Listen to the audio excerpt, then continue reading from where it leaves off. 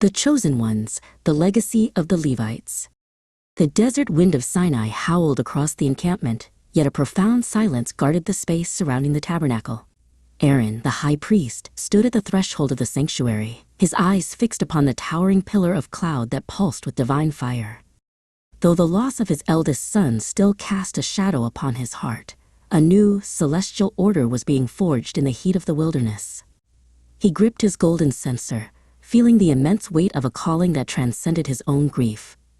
A mandate to bridge the gap between a holy creator and a wandering people. The divine decree was absolute. The tribe of Levi was to be set apart, a living substitution for the firstborn of all Israel. Aaron turned to his son, Eleazar, placing a firm hand upon the young man's shoulder. It was more than a gesture of fatherly affection. It was the passing of a sacred torch, a covenant bound by blood and service.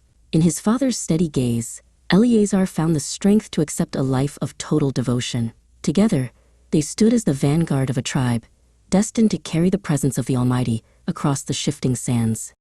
Order was the language of the sanctuary.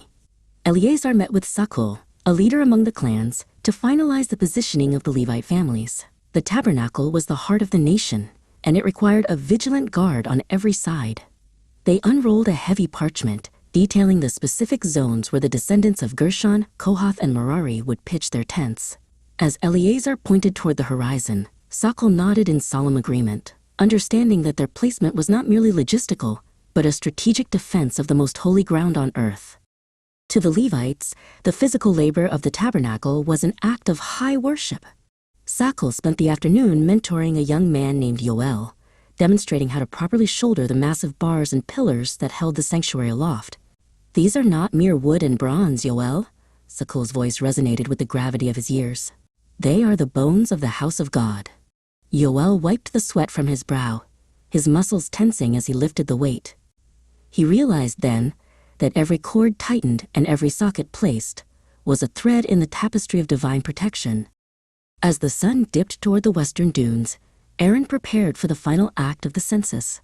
Nahshon, the prince of Judah, approached with the redemption silver for the firstborn who exceeded the number of the Levites.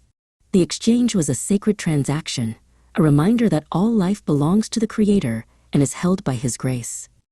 As the silver coins were counted into the ceremonial basins, the sound echoed through the camp like a bell of peace. The legacy was established, the Levites were chosen, and under the watchful eyes of the desert stars, Israel rested in the safety of divine ownership.